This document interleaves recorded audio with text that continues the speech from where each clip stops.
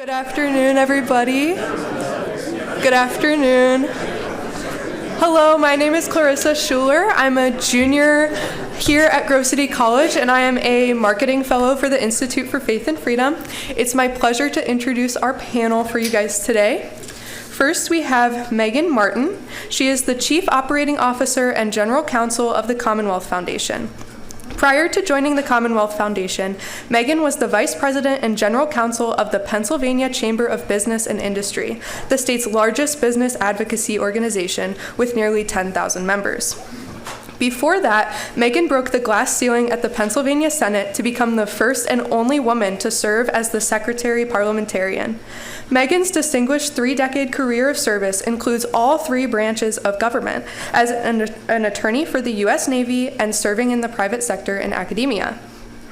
Megan has held many titles, but the one that makes her most proud is mom to 3 great kids, and of course, their family dog, an adorable Bernie Doodle. She and her husband, Scott, who just became empty nesters, reside in Mechanicsburg, Pennsylvania. Next, we have the Honorable Tom Corbett. He is a distinguished executive in residence at the Thomas R. Klein School of Law of Duquesne University. The former governor most recently served as an adjunct professor at the law school.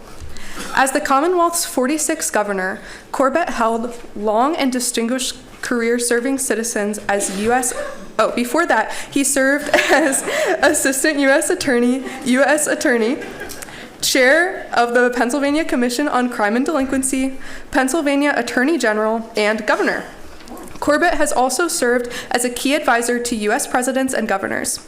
Corbett received his undergraduate degree from Lebanon Valley College and his law degree from St. Mary's University School of Law. He served his country as a member of the Pennsylvania National Guard 28th Infantry Division from 1971 until 1984, rising from private to captain. He and his wife are the parents of 2 adult children and grandparents of 6. And finally, we have Michael R. Domino. He is a professor of law at Widener University Commonwealth Law School, where he teaches and writes in a wide variety of subjects, including constitutional law, free speech, and election law. Domino graduated from the State University of New York at Buffalo and Harvard Law School, and served as articles editor at the Harvard Journal of Law and Public Policy. Professor Domino clerked for Judges Albert Rosenblatt of the New York State Court of Appeals, Lawrence Silberman of the D.C. Circuit, and Paul Friedman of the D.C. District. Professor Domino is a 2-time recipient of Widener's Faculty Scholarship Award, a 3-time recipient of Widener's Outstanding Professor Award, an elected member of the American Law Institute, and a Fulbright Scholar. He has authored or co-authored several articles and 6 books, including Voting Rights and Election Law, Understanding Election Law and Voting Rights, and Congressional Investigations and Oversight. He serves as the chair of the Federalist Society Free Speech and Election Law Practice Group. Please join me in welcoming our panelists.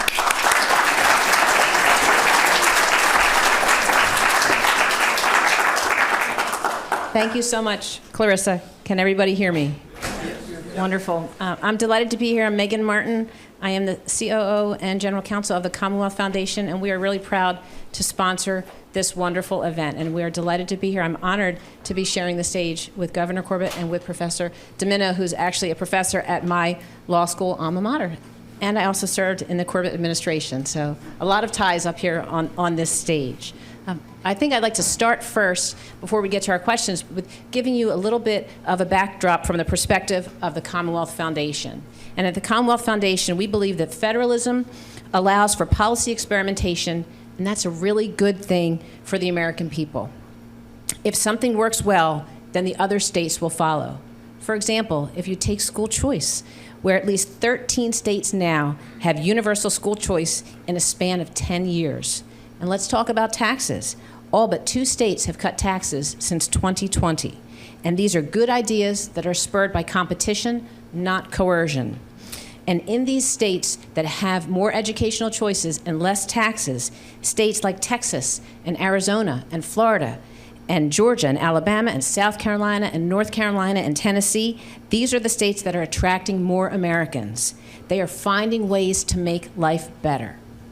Yet there are many areas where states are hampered by bad federal policies. Think about the Affordable Care Act, a policy that coaxed our states to grow already unstable Medicaid programs, putting the most vulnerable Americans at risk. That's why part of Commonwealth Foundation's Better Pennsylvania agenda talks about federal issues, issues that do include education choice, tax cuts, job creation, energy affordability, and permitting reform. Federalism is what allows states to entrench the good policy and to protect the citizens from bad policies. And so it's with that backdrop that I'm going to start our conversation today. And what I'd like to do is lay the foundation. Today we're going to talk a little bit about what is federalism, how did it start, where are we now, where are we going. We're going to talk a little bit about Governor Corbett's unique perspective on federalism after having served in his extensive career of public service, and most especially his role as the chief executive of our great Commonwealth of Pennsylvania. We're going to talk about some legal and constitutional issues, a little bit of political issues, and then maybe get some predictions at the end from our panelists and give you folks an opportunity to ask some questions as well. So it's a robust agenda, and we are going to get started. And Professor Domino, I'm going to start with you because I think that I would like to start out with just a general question. Can you describe the current state of federalism in America, and maybe before that, in case there's any people in the audience who are not experts, what exactly is federalism? How has it evolved, and where are we today? Absolutely, Megan. Thank you very much. And thank you to all of you. Thanks to Grove City College. Thanks to the Commonwealth Foundation for sponsoring this program. It is an honor to be here. Federalism, in a phrase, is the distribution of power between the national government and the states. It's not synonymous with states' rights, although it's a related concept, to be sure. Federalism doesn't mean that all power is at the federal government. It doesn't mean that all power is at the state. It is the distribution of power between the two. Now, the Constitution, probably the greatest innovation of the Constitution was the Federalist division of authority between the national government and the states. No political body had conceived of before the idea that sovereignty could be divided between two different levels of sovereigns.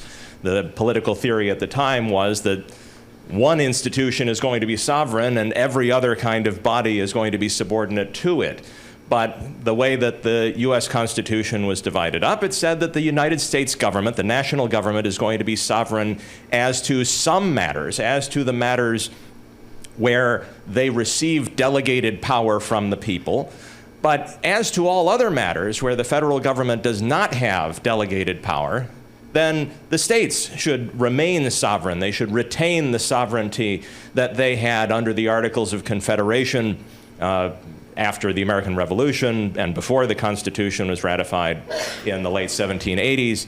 The states were independently sovereign, and they retained some of that sovereignty after the ratification of the Constitution, except as to the matters, the powers that were delegated to the national government.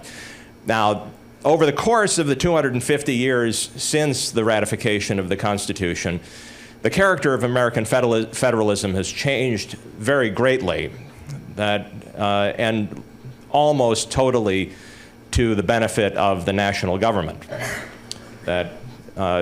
Particularly since the New Deal, when the justices appointed to the Supreme Court justices appointed by Franklin Roosevelt reinterpreted the Constitution to give the national government far greater powers, particularly with regard to its power to regulate interstate commerce, that those changes have been so stark that now it is almost as if the states exercise whatever powers the national government allows them to exercise. That is, the powers that are delegated to the national government have been interpreted so expansively that there is almost nothing left, and that if Congress wanted to exercise pretty much any kind of governmental power at all, a pretty decent argument could be made that that exercise of power affects interstate commerce in a way that would allow Congress to exercise its authority over that. It's obviously not the kind of vision that the framing generation had for the country or for American federalism.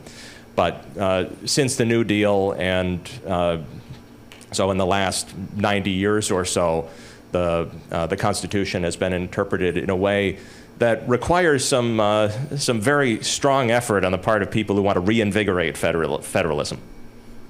Thank you, Mike. Governor Corbett, would you like to add anything to that? I would agree with him. Well, Professor Domino, I do want to ask you. Oh, I would agree. Can you hear me now? Can you hear me now? Yeah. I would agree with him, especially two things. One, exactly the Roosevelt era. Two, and I had a conversation with somebody yesterday, the 16th Amendment. What's the 16th Amendment? How many of you know what it is? Besides you. The income tax. Why do I say the income tax? And I talk about this with my students all the time. What drives a lot of decisions, whether it's the state, or the local, or the township, or the federal government, is one thing. Funds, money. And before the creation of this federal income tax, the federal government had to tax some other way. And when they created that federal income tax, now they had a whole lot more money. And they could start thinking of using it in a different way. Now, when you say they, who are you picturing? Is it a grand conspiracy? No. I think it's a reaction of political parties, of the Congress, of the president, and maybe even a little bit of the Supreme Court as to how those funds could be distributed. What did they need them for? They needed them for a number of different things. Roads, railroads, and national defense. Now we can talk about aerospace. Those funds are needed there. They're looking at it, hopefully, in a much grander scheme. But now we, at the county, at the state level, are looking at it a little differently. And we have to be careful how we do or do not agree with the federal government in order to continue to get funds. And I'll throw one out that's being discussed a great deal in the media right now, is Medicaid and Medicare. How many of you are in here old enough for Medicare? Put your hands up. Okay, and now who's that coming from? The federal government. So I'll stop there. Now you can hear me? we can hear you now. Thank you. Thank you. Are there any key historical events that you think have impacted the relationship between the federal government and the state government in terms of our federalism discussion today? Yes, there have been a few developments. I'll expand a little bit on the New Deal, which we both mentioned earlier. The important aspect of these developments is that they affect public opinion and public desires, that we would have a much greater interest in federalism and in states exercising powers if that's the way the voters behaved. If the voters voted for candidates who said, I don't want the national government to do something, then we'd get federal candidates who say, I'm going to shut down the Federal Department of Education and do various other kinds of things like that. It at least has been more common, however, for the American voter not to care very much about federalism and frankly not to know very much about federalism, so that the public just wants something done, wants problems solved, and the national government, in particular the presidency, is the most visible aspect of government. And so the voters who elect presidents want to elect active presidents who are going to have the power to do things, and they're not going to be mollified by an answer that says, well, it's not my job, take it up with your state legislator.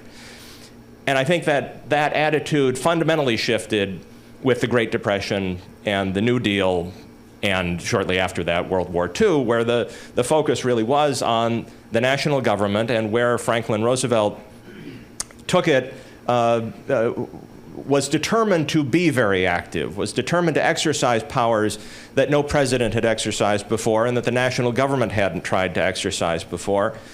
And the creation of things like the Social Security Act, Social Security Administration, then in the 60s, the creation of Medicare and more social welfare programs, more fully concentrated public attention on the kinds of programs that the national government was going to do and could do.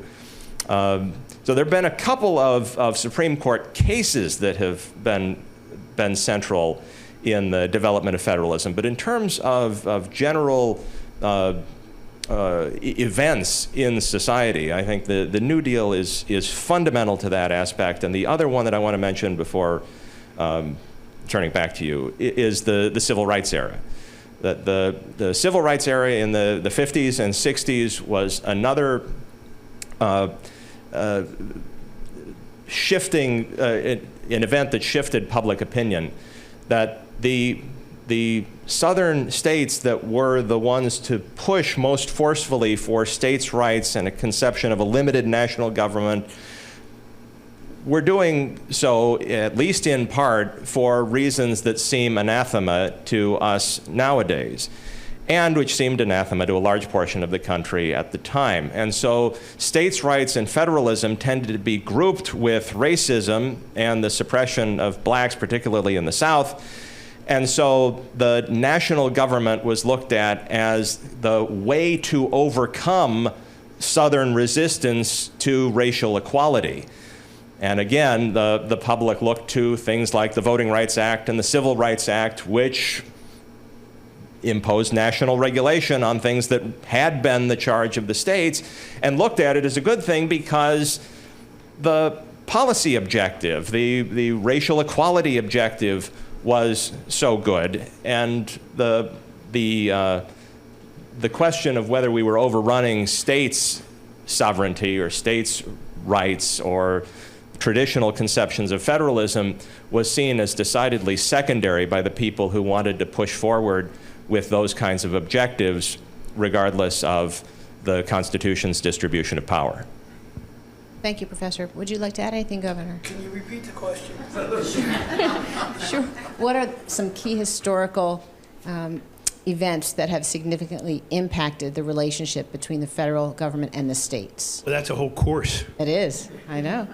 I'll give you some more recent, and I do this quite a bit when I did a lot of work last year for the organization called Keep Our Republic here in Pennsylvania, Michigan, and Wisconsin on talking about the election. And I'd always reach into my pocket and I'd go, this, the cell phone. How many of you in here have this in your pocket? The writers of the Constitution didn't have one of these. They could not have predicted this. The Supreme Court, back in when they created the laws back during Roosevelt, could not have predicted this. But to me, it's one of the dynamics that has changed it tremendously because it changes communication. It makes this country, as vast as we are, much smaller. So all of a sudden, we're supposed to look like each other, even though we're 50 separate states. We were founded with the whole idea of being 50 separate states with an agreement for national interests, particularly national defense. I think telecommunications, transportation, the creation of the interstate highways and movement back and forth. I just came back, luckily, from my first 3-week vacation to Florida and drove it. That has changed the dynamic of what people want. Going back to what he said, what do the people really want? They want to feel secure. They want to feel like the government is taking care of them, but they're not really sure which government is taking care of them. And that's my opinion right now. Thank you, Governor. Can you explain to us, Governor, I'm sure folks in the room are wondering this because it's my tax dollars, yours, Mike's, everybody in this room. How are our federal tax dollars spent by the states because of federal policies? So, for example, areas like healthcare, education, environmental regulation, how does that impact state governments and how all of our precious money is spent? I'm not going to separate it into the individual pools that they send to you. I'm going to say federal money. And the reason I say that is because there's federal money coming in from different areas. If you recall, in the Obama administration, the federal government, through the Congress and through the president, distributed something that was called stimulus money. How many of you remember that term, stimulus money? It really wasn't defined too well. They were going to send you money. If you're a cynic, you might say they're trying to bribe you. So they sent money to the states, and the states pretty much could use it any way they wanted to use it. Now, one of the reasons I didn't get reelected as governor is I'm getting to. Part of that was my predecessor, Ed Rendell, he and I are good friends, took stimulus money, took education money that the state had out of the budget, used it in other portions of the budget, and replaced it with stimulus money. But when he did that, they told the school districts, don't put that in your operating budget because it's not going to be there in the future. How many people at that point in time believed that the federal government would stop giving them money once they started giving them? So it was created. Well, I come into office, there was no more stimulus money. 75% of the school districts in Pennsylvania put it into their operating budget. When that money goes into the operating budget, any school directors here? I know I got a township commissioner. You understand this. When it goes into the operating budget, it goes into the contracts for the unions, for the teachers. Have you ever seen a contract go backwards? No. It goes up. 25% of the school districts put it into capital campaign stuff, which was a smart place to do it. Same thing has been repeated. So, maybe we can finish the thought. I didn't cut education. For everybody who said Corbett cut education, we didn't increase it. The requirements of the budgets went up for the school districts. Never got past that one for me. But we see it again in COVID. How much COVID money came to Pennsylvania? I couldn't even tell you, the millions. How was it spent? I couldn't even tell you. But it's not coming anymore. And everybody is talking, well, what are we going to do? Because once they put it into the budget, they expect it's going to be there all the time. What is the last thing that a legislator wants to vote for? Tax increase. So they don't want to vote for a tax increase. But now they have a shortfall. Where are they going to get it? This isn't, I'm not disparaging the present governor. He and I get along very well. But he's falling into the same trap with his budget. Is continuing to increase his budget. They according to the independent fiscal office, they may run out of money in the next fiscal year when they had a huge surplus because they continue to spend and spend and spend. The only way to control that is you, the voter. You got to be talking to your legislators. And for them to go, I guess we're going to have to bite the bullet. That's enough for now. Thank you, Governor. And I can tell you all, after spending more than a decade as a parliamentarian in the state Senate, I was literally in the room where it happened for all that time. And That's a play. If I had, yes, Hamilton, if I had a nickel for every time during debate somebody said, Governor Corbett cut $1 billion out of education spending, it used to make me crazy because it's not true. But it stuck. And it's unfortunate. It's tragic that it stuck. Governor, I do want to pick your brain a little bit because you bring such a wonderful, special perspective here to this room from your years of public service, in particular your service as our governor. And I'm curious if you can shed some light for all of us on how do federal mandates and regulations impact the autonomy of state governments? And do you have any examples of federal policies that were particularly challenging for you to implement when you were leading Pennsylvania? Too many for me to catalog. But, and I'm going to alibi here. I've been gone for 3.5 weeks and I didn't get to do my homework. But for example, the Delaware River. Everybody down here, we don't care about the Delaware River. Yes, we do. Yes, we do, because we have a huge port in Philadelphia. And the port needed to be dredged. And we were working with the Corps of Engineers, and they were dredging, but they stopped 4 miles below where we needed them to get to the port. We were building ships there, jobs. I had to invest state money. Everybody, you can't do that. State money to finish the dredging of the river in order that we could continue to build the ships, and they are continuing to this day building the ships from the factory there that we finished. That's just one area. When it comes to transportation, it's another area. How the roads are built. if you've noticed, the turnpike is a little bit different than everybody else. You can laugh. But one of the reasons turnpike is it's toll money. It's not money coming from the federal government directly. It's toll money. It's paying for itself. Yes, we pay more and more and more. My good friend Ed Riddell again made a mistake in trying to sell it at one point in time, and it created a bond issue. But it does pay for itself, and it will continue to pay for itself. DEP regulations. How many of you are familiar with the cracker facility down in Beaver County? I hope you like it. We worked hard to get Shell to create that there. It's 10,000 jobs to build that. They spent close to $7 billion in building it. It was jobs. It's going to continue to bring jobs, and I think it's going to bring more industry there.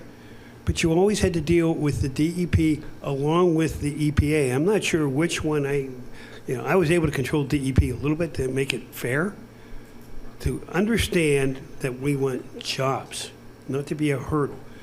But in other times, we partner with the government. Corps of Engineers, we partner with them. So it comes down to an issue by issue. But again, I could pull out my wallet and put up a $20 bill. It all comes down to what? Money. Megan, can I Absolutely, add a little Mike. bit about the legal aspects of some of the degree to which the federal government can coerce the states in these ways? Now, one of the neat things about American federalism that is different under the Constitution than it was under the Articles is that the national government can act directly on the people. Under the Articles, the national government had to act through the states. So you ask the states to do something, the states either do it or tell you to pound sand, and more often it was the latter than the former.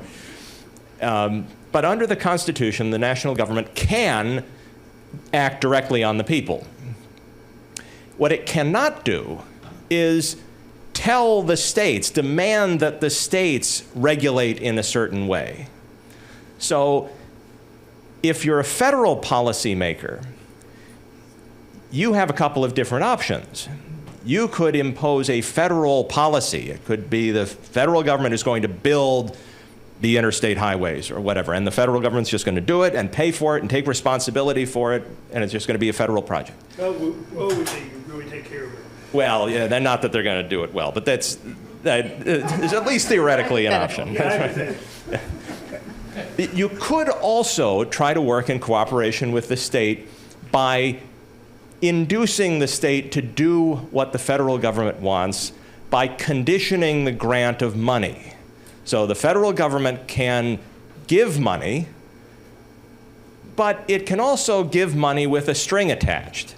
And to say, we'll give you a deal. You guys remember Monty Hall on the old television show? Let's make a deal. The federal government says, you guys, we want to do this kind of project. Now, we'll make it beneficial for you, but if you want to play along and get the benefits that we're offering you, you want to get this money, you're going to have to do it our way. And that's also possible for the federal government has created systems like that. In fact, the Obamacare Medicaid rule was an aspect of this kind of soft-level coercion that got a lot of people upset. But that's one thing to keep in mind when you're talking about, well, what's the practical federalism and how does it relate to money, is this idea that when you have a cooperative program between the national government and the states, that it is up to the federal government to set the conditions on which it's going to give money.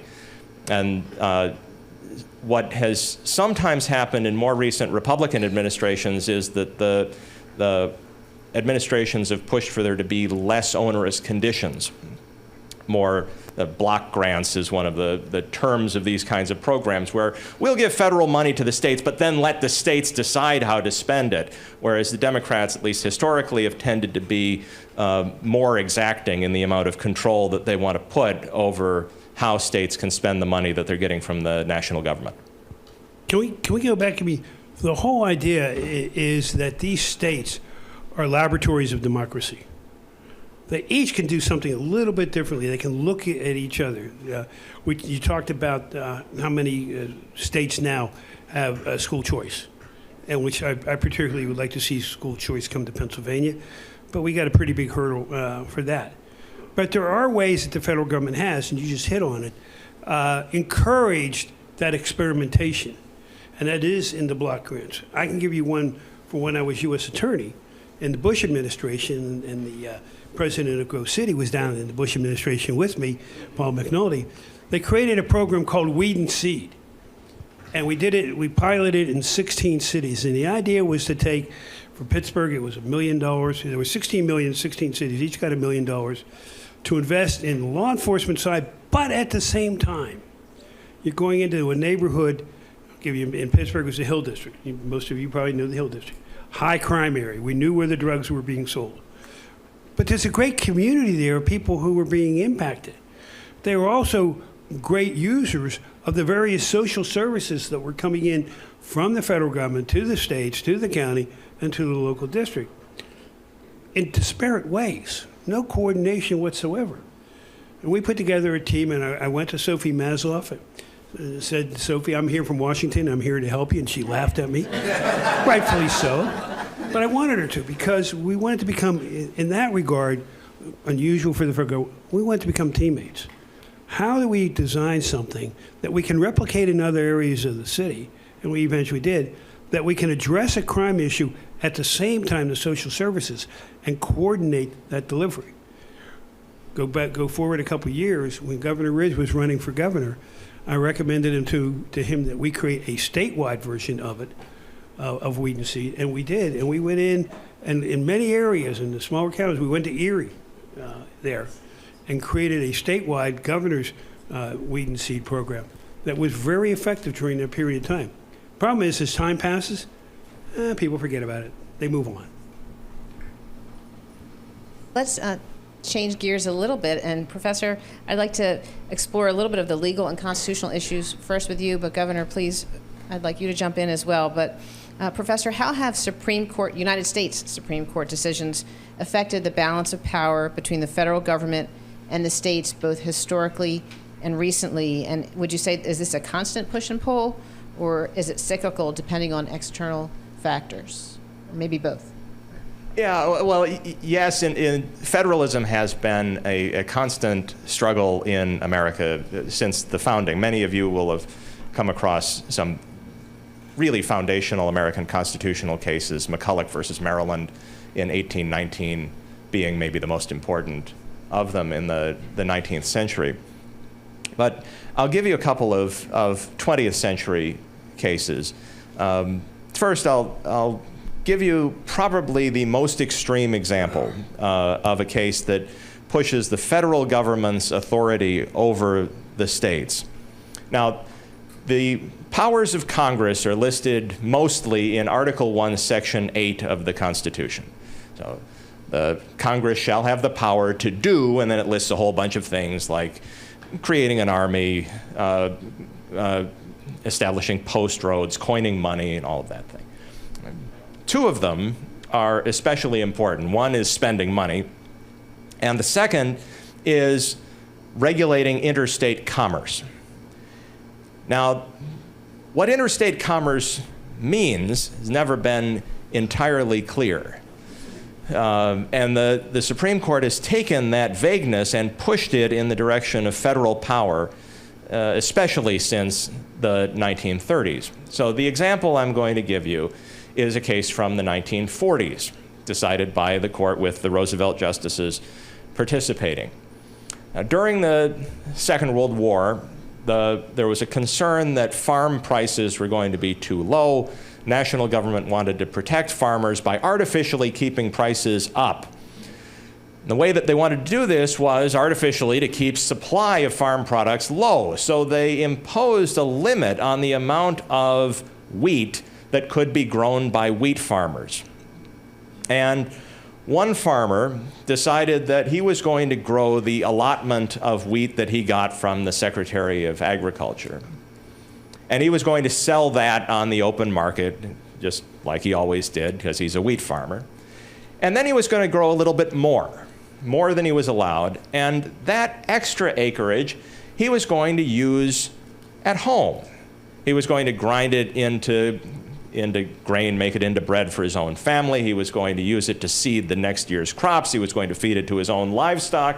So he said, the national government, which has the power to regulate interstate commerce, should not be able to regulate what I do with this extra acreage. Because after all, the wheat that I'm growing isn't going interstate, and I'm not selling it to anybody. So calling this interstate commerce, to quote a DC Circuit judge who spoke at my law school once, calling this interstate commerce was kind of like calling a breakfast bacon and eggs without the bacon and without the eggs. It was interstate commerce, but it wasn't interstate and it wasn't commerce. So how does this work? And the Supreme Court unanimously says it is within the federal government's power to regulate the use of the production of this guy's wheat, even though he's not doing anything, selling it anywhere, and not moving it interstate. And the court's rationale was that it affects interstate commerce. And anything that affects interstate commerce comes within Congress's power to pass laws that are necessary and proper for the regulation of interstate commerce. And it affects interstate commerce because if you're consuming this wheat on your own property, well, you're not buying it from somebody else. And so it affects the interstate market in the prices. But if you accept that, then everything becomes interstate commerce, or at least everything affects interstate commerce. And there becomes a very limited, to the point of a non-existent, sphere of authority for the states to regulate. The second case, so this goes on for some 60 years, this idea of an almost unlimited federal government power. And then finally, in the mid-90s, the Rehnquist Court says there's got to be some kind of limits on this. Congress passes in 1990 the Gun-Free School Zones Act. And then somebody brings a gun near school and is prosecuted under this federal crime and says, well, this isn't interstate commerce. Yeah, I brought a gun within 1,000 feet of a school, but how is it that Congress gets to make that a crime? And the argument was, well, it affects interstate commerce. If there's guns near schools, then maybe people can't concentrate as much on their schooling, or maybe there's more crime around schools and people aren't going to get as good at jobs. It seemed like a stretch to me, too. Right? But it would have worked under the kind of rationale from the wheat farmer case, or at least arguably could have worked under that. But the Rehnquist Court says no, that kind of rationale would mean that literally everything can be regulated by the national government and that there wouldn't be any authority for the states. So the court put at least some kind of limit on it, and it said, we're not going to establish a really clear test about what separates national from state authority, but if you're not talking about commercial activity, if you're not talking about a commodity that's sold on an open market, you're not talking about a transaction in any kind of good, and if you're talking about an area that's within the traditional regulations by states. What do states traditionally regulate? Well, the criminal law, real property law, family law, that sort of thing. So if the national government is trying to use this super expansive approach to interstate commerce to take over traditional areas of state regulation, now we got a problem. But the court didn't do anything to counter the attitude, the prevailing attitude that commercial regulation, even if it seems kind of local, can be done by the national government. And that set up the Obamacare case from the mid-2010s, where the Supreme Court said that, again, there are some limits on the ability of the national government to regulate health care, but health care is a national economic industry, and as long as the national government was regulating the provision of health care, people's behaviors within the health care system, that was within Congress's authority. And what Congress could not do was command people to enter into the health care market. You can't regulate non-activity, but you could regulate buying, selling, provision of services, and all of those sorts of things. Let me ask you this, Professor. Are there common arguments that are used typically to challenge this authority of the, I use that term loosely, of the federal government? And do the arguments stay the same, but it's just different justices hearing the cases? More or less. Now, everybody, well, most people seem to accept that we're not about to see a wholesale return to the pre-1930s vision of federal government power. And the idea that we would declare unconstitutional most attempts by the federal government to regulate economic transactions seems not realistic in the current political climate. So what the arguments are is that Congress's, whatever the most recent law is, goes beyond anything that has ever been accepted before. So that was the argument in the gun-free school zones case, where sure, we've accepted economic regulation, but we've never before accepted the idea that Congress could regulate someone's mere possession of an item in a certain place and call that criminal law. Same sort of thing if Congress wanted to, this is sort of hypothetical now, but if Congress wanted to write a national family law code, to say, here's our national law about child custody or about support obligations or something like that, it would be pretty easy to explain how those laws or how the regulated activities would affect interstate commerce. You could connect the dots and get to an effect on interstate commerce.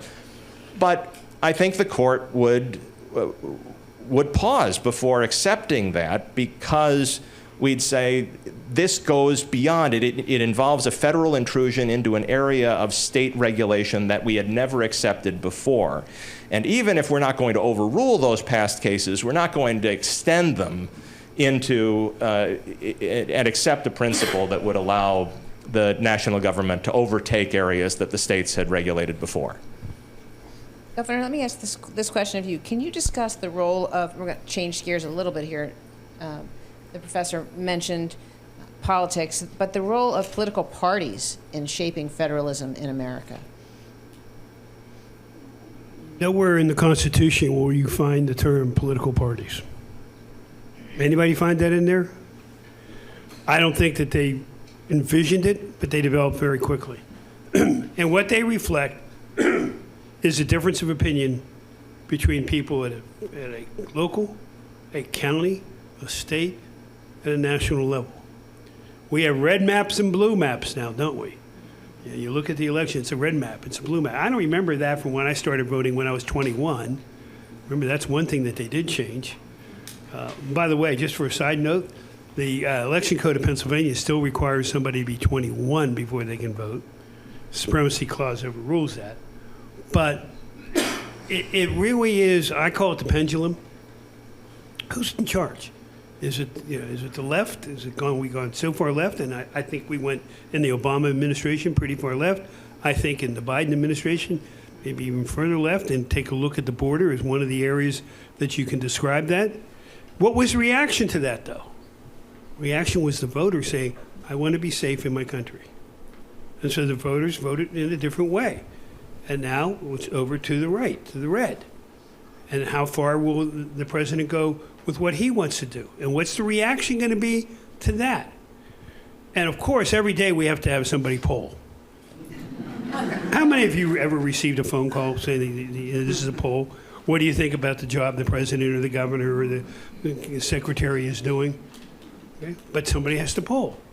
And so again, I kind of look at mass media, the electronic media, social media particularly, are very influential in moving ideas and more importantly, perception of an issue than they are in moving to the truth of the issue. I don't know how you get that genie in a bottle. If I did, I'd be rich. Because that's the most difficult thing I think that we have to deal with. And the generations, and I have 6 grandchildren behind me, they're going to have it even more difficult, I think. Governor and Professor Domino, how do you think that changes in political leadership at the federal and state levels are going to impact federalism in the future. You mean the current changes that we've had just here in 2025? Yes. Hang on to your hat. I don't know. If I knew that, I'd be betting on the lottery tonight. Because it's all, I think in this day and age, it's reactionary to events. Always has been, but it's reactionary to events. Look at the tariffs. Look at the pause in the tariffs. Why was there a pause in the tariff? Is it reactionary or is it part of a plan? I know some people were saying it was part of a plan. Other people in media say it's reactionary. Mass shootings. What happens with mass shootings? We see legislation introduced to deal with mass shootings. What happens with education? Somebody's not doing well in school. We see reactions to that. It's driven by the parties. Here's where I'm going to get in trouble. The candidates are the ones that are responsible. And they have to be willing to stand up and he and she vote for what they actually believe. And I know in many instances, they look to the leader of the Senate, the leader of the House, the leader of the Congress. Where am I supposed to vote? How am I supposed to vote? Hopefully I know some of them, they don't necessarily agree with the way they're voting, but why do they vote that way? This is like teaching civics again. Love it. Why do they vote that way? Well, if they want to get something from the leader down the road, they got to vote in lockstep. And I look at, and one of the other reasons I didn't get elected is I wasn't a very good politician. I did exactly what I thought needed to be done. I believe it was the right thing to do, but it wasn't what some of the leaders wanted me to do. Okay, I can live with it. Until we get to that day, I'm concerned for our country. Professor? Thanks. I'll add one different aspect of the interplay between politics and federalism. That federalism or reinvigorating federalism is not necessarily it will not necessarily produce a conservative political outcome. As you said in introducing the panel, and as you said in some of your remarks, this is what federalism enables is the laboratory of democracy. It allows different states to do different things. Don't expect, if we decide, oh, we're going to reinvigorate states' rights, we're going to make the certain policy controlled by the states. Don't imagine that the states are uniformly going to adopt more conservative policies. Don't assume that Pennsylvania is. It's not easy to elect a conservative statewide in Pennsylvania, and so I've heard. Really? I can speak to that too. I would agree. Yeah, the state would be quite a bit better had my sentence not been true. But so there's. If you value federalism, if you think federalism is the proper approach from a perspective of political theory, or if you think that federalism is the right way to go because that's what the Constitution embodies, then great. But don't jump onto federalism because you think it's going to produce conservative outcomes. If you just want conservative policy outcomes, the better approach is probably to say, well, we've got control of the national government. Let's federally mandate conservative programs across the nation. Use this expansive conception of the interstate commerce power to make sure that we don't have things like rent control, which is an economically nonsensical idea that could be passed only because decisions are made at a local level. If you want conservative outcomes, sometimes you can make the conservative policy choices at whatever level of government you control. But that's exactly the kind of philosophy that has led the more liberal aspects of American government to push for national government regulation from the New Deal through the Johnson administration. When they had control of the national government, they thought, well, we should push a conception of federalism that has weak states and a strong national government because that's the way that we're going to get the policy outcomes that we desire. Now, you might think of that as unprincipled, or maybe you don't, but regardless, you should think not only about how to advance federalism, but why you think advancing federalism is important. Before I open the floor for questions from the audience, would you both like to make a few final remarks before, or would you like me to field some questions I'm first? ready for questions. Okay. Do we have any questions in the audience?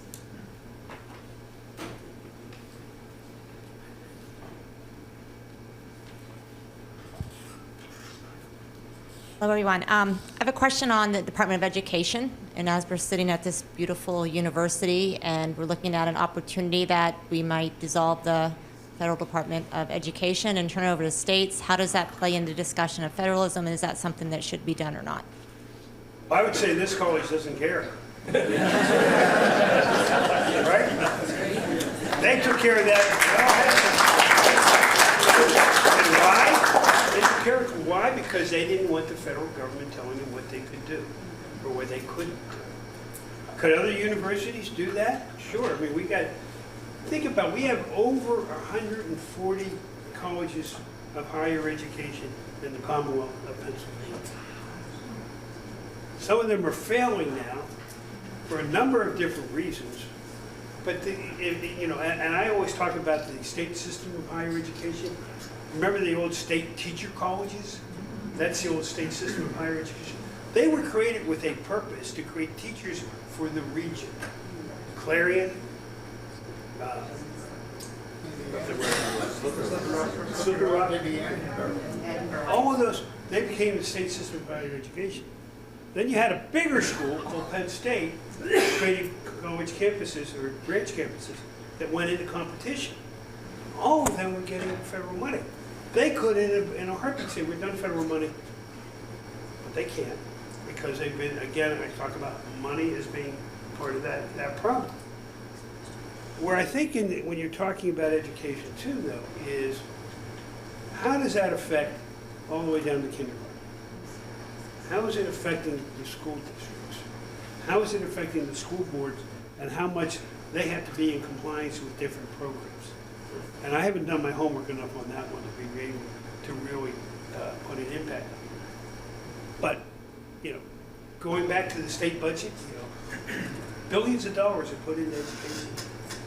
Some of it goes to the state system, some of it goes to the state religion, some of it goes K through 12. So a lot of money going in there. Could it be done better? I think so, but it would take a great deal of work in a General Assembly that I don't think is prepared to do that kind of work, or agree with me. Really quickly on the question of the Department of Education, I'll just point out that whether or not the Department of Education exists, there does not seem to be all that much of a debate about the alteration of what the federal government in some kind of branch will do. So the discussion has been eliminate the Federal Department of Education and move some of its functions to the Small Business Administration or whatever. We're not talking about changing federal standards, eliminating the kind of money that is distributed to colleges or any other kind of educational institution. So whether or not the elimination of the Department of Education is good as an administrative matter, it might not have any effect on the federal government's control over that issue. And I would also add, in terms of the United States Department of Education, all of the money that has been spent, and when you look at the levels of academic proficiency in our children, in Pennsylvania in particular, it's shameful. 2 out of 3 children are not proficient in reading and math across our state, and the numbers are far worse in Philadelphia. It's staggering. And so just having money and having this agency that's not producing results, that's not the answer. So we will see what happens on the national level, but certainly if there's money to be had and they want to send it and empower parents in Pennsylvania to have choice to pull their children out of schools that are trapped and failing, we would certainly love to see something like that happen. Are there any other questions? We have time for one more. More, okay. Okay, my question is for the future. So think about this. Everything is moving towards AI. You guys know what AI is, artificial intelligence. How do you think what you guys are talking about will be affected by AI? When it comes to education, it absolutely scares me. Professors at the law school, I don't know about your law school, I'm pretty sure. AI, students have to write papers and stuff. They're already seeing AI in the papers. It's not an original thought. My son teaches at CMU. He teaches gaming and entertainment technology. He sees it there. With the First Amendment, freedom of speech, I guess that's freedom for invention. But what controls that? There has to be some kind of rudder to that. And I'm not sure where that is. So, rightfully so, I'm worried about the education of the children. AI is not the answer. I'm a Catholic school, grade school graduate. I remember, going over and over and over different things. I'll share one thing with you. Have you seen math in the grade schools now? I did, and I went to a charter school in Washington, D.C. By the way, most of the schools in Washington, D.C. are charter schools, very good charter schools. Their math is completely different. They don't do a times table. My grandchildren aren't doing a times table. 2 times 2 is 4, okay? They're going, you got to do this, and you got to do this. Am I old? Yes. But I'd say the average age here is over 30. That being the case, I question as to why was the change? We had to make the change. I don't think that came from Washington. That came locally or statewide. Maybe it's the end thing. But AI, who controls AI? I don't know. I'm just glad that artificial intelligence hasn't advanced farther than it has now. Because, well, if it were, then Megan would have invited the computer instead of me to come here. That's right. I want to keep a job, yeah.